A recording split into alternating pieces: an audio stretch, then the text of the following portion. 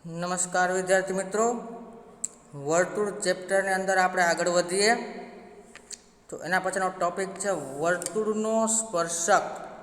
આપણે કાલે વાત કરી, એમાં વાત હતી કે જ્યારે કોઈ એક વર્તુળ દોરવામાં આવે અને વર્તુળને કોઈ એક જ બિંદુમાં છેદે ને એને કહેવાય વર્તુળનો સ્પર્શક કહેવામાં આવે છે.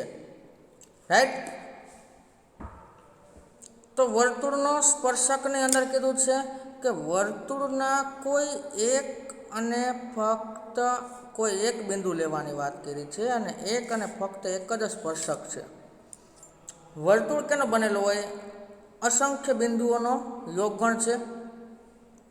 કોઈ એક બિંદુની વાત કરીએ તો વર્તુળના કોઈ એક બિંદુએ ફક્ત એક અને એક જ સ્પર્શક મળે છે.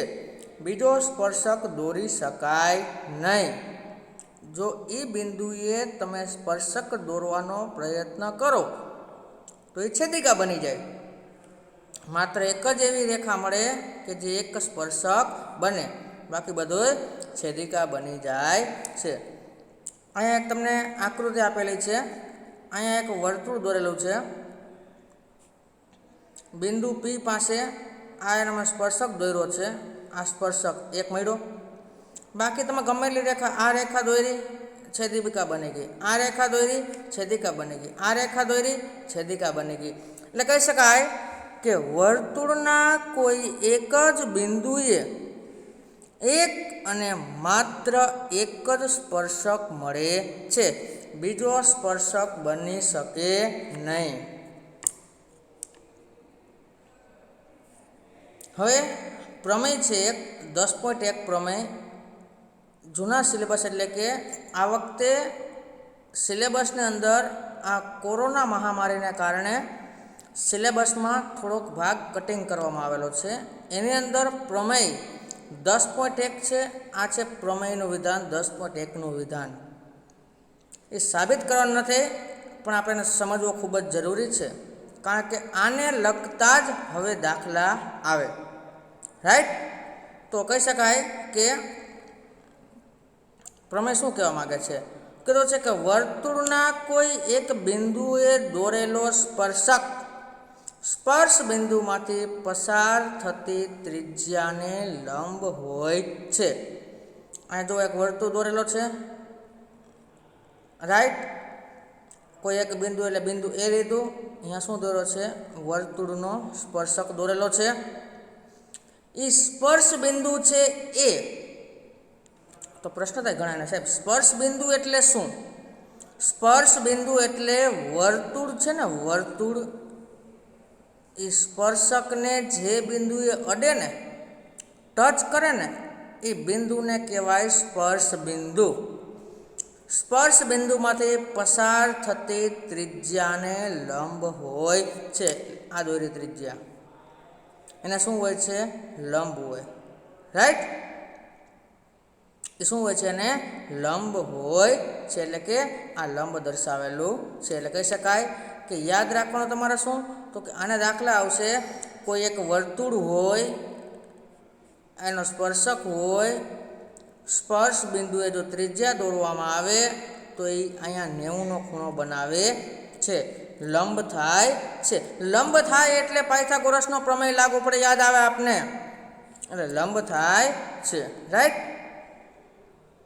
આવો પ્રશ્ન પૂછ્યો છે. સ્વાધ્યાય 10.1ના પ્રશ્ન ચાલુ થાય છે. હવે પેલો પ્રશ્ન, વર્તુળને કેટલા સ્પર્શક હોય?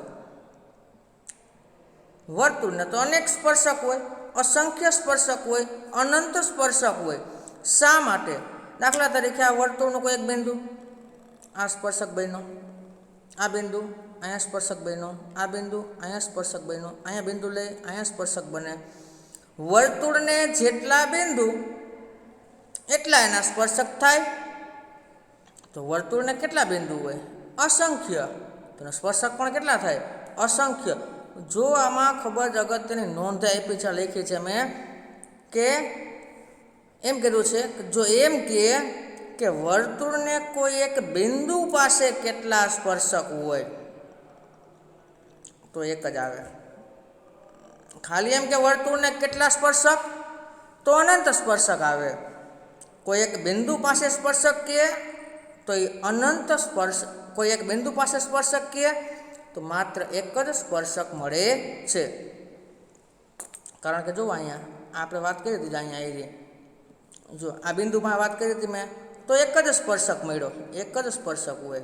તમને ખાલી વાત કરે બરાબર, ખાલી વર્તુળને કેટલા સ્પર્શક હોય, તો જો અનંત સ્પર્શકો હોય. જેટલા બિંદુ એટલા સ્પર્શકો થાય.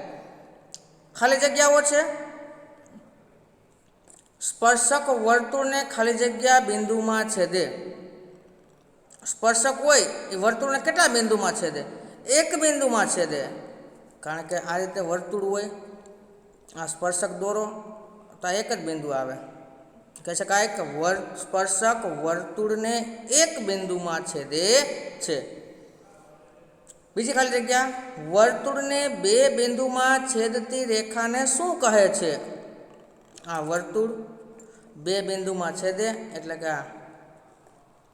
આ એક બિંદુ અને આ બીજું બિંદુ, તો આને શું કહેવાય? આને છેદિકા કહેવાય. કાલના ટોપિકમાં આપણે જોયું હતું કે વર્તુળને બે બિંદુમાં છેદતી રેખાને શું કહેવામાં આવે છે? છેદિકા કહેવામાં આવે છે. ત્રીજો પ્રશ્ન, વર્તુળને વધુમાં વધુ ખાલી જગ્યા સમાંતર સ્પર્શક હોય. સમાંતર સ્પર્શકની વાત કરી છે.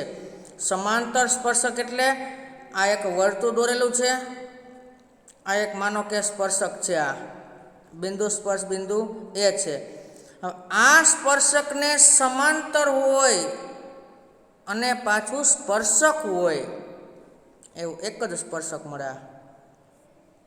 ઘણા એમ કહે છે અહીંયા દોરી તો આ શું બની ગઈ? એની છેદિકા બની ગઈ, સ્પર્શક કહેવાય નહીં. એટલે કે સમાંતર હોય ને એવો એક જ સ્પર્શક મળે છે. રાઈટ. ચોથો પ્રશ્ન,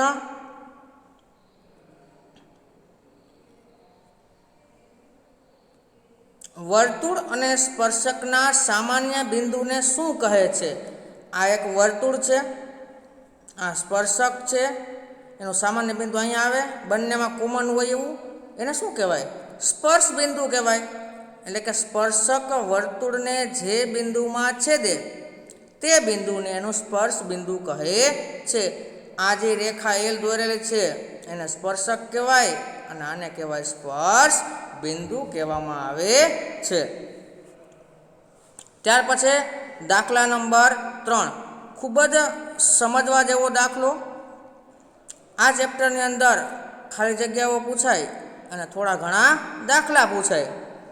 તો દાખલો આપ્યો છે 5 સેમી ત્રિજ્યાવાળા, લાઈટ થાય મગજમાં, ત્રિજ્યા કેટલી છે?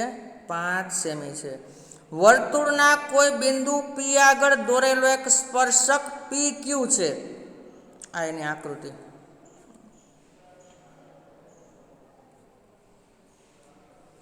જુઓ શું કીધું છે કે 5 સેમી ત્રિજ્યાવાળા, ત્રિજ્યા કેટલી લેવાની છે? 5 સેમી. જુઓ આ આકૃતિ સમજાવું. અહીંયા એક વર્તુળ દોરેલો છે, રાઈટ. આ એની ત્રિજ્યા છે 5 સેમી. રેડી. વર્તુળનું કેન્દ્ર શું કીધું છે? જુઓ બિંદુ P આગળ, એટલે કે આ બિંદુ P છે, અહીંયા એક સ્પર્શક દોર્યો. આ સ્પર્શક નામ શું આપવાનું છે? PQ. સ્પર્શક PQ, રાઈટ. વર્તુળના કેન્દ્ર O માંથી પસાર થતી ત્રિજ્યા, O માંથી પસાર થતી રેખા Q બિંદુએ છેદે છે. આખી આકૃતિ આમ કહેવા માંગે છે, જેમ મોટી દોરું છું અહીંયા. આ એક વર્તુળ છે, આ એનું કેન્દ્ર, આ એનું એક સ્પર્શક. રેડી. બિંદુ P પાસેનો સ્પર્શક તો એટલે બિંદુ P અહીંયા આવ્યું, PQ સ્પર્શક થઈ ગયો.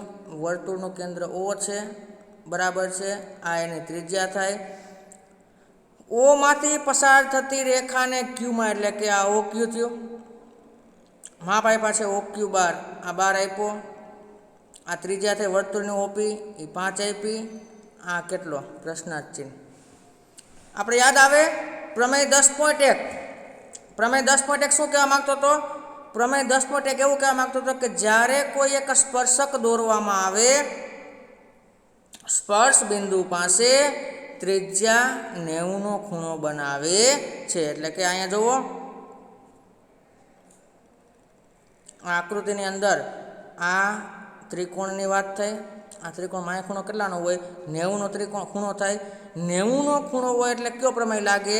પાયથાગોરસનો પ્રમેય. આ તમને ત્રિજ્યા આપેલી છે 5, આમ આપેલું છે 12 અને આ શોધવાનું છે. કાટકોણ ત્રિકોણ થાય, કારણ કે ત્રિકોણ OPQમાં માપખૂણો P 90 છે.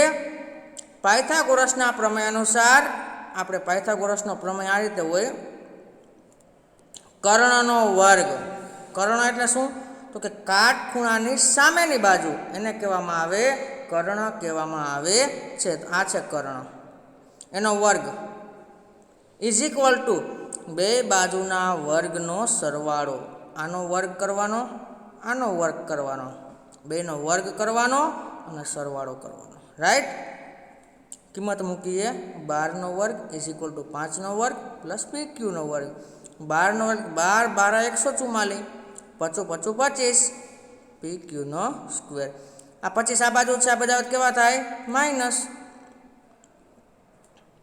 144 માંથી 25 is equal to PQ square. બાદબાકી કેટલા આવે? 119 is equal to PQ square. આપણે PQ જોઈ છે, PQ સ્ક્વેર જોતો નથી, એટલે કહી શકાય બંને બાજુ વર્ગમૂળ લેતા 119 નું વર્ગમૂળ નીકળે નહીં, એટલે એના વર્ગમૂળમાં રાખ્યા ઇઝ ઇક્વલ ટુ PQ. તો કહી શકાય કે PQ ની લંબાઈ કેટલી છે? વર્ગમૂળમાં 119 સેન્ટીમીટર.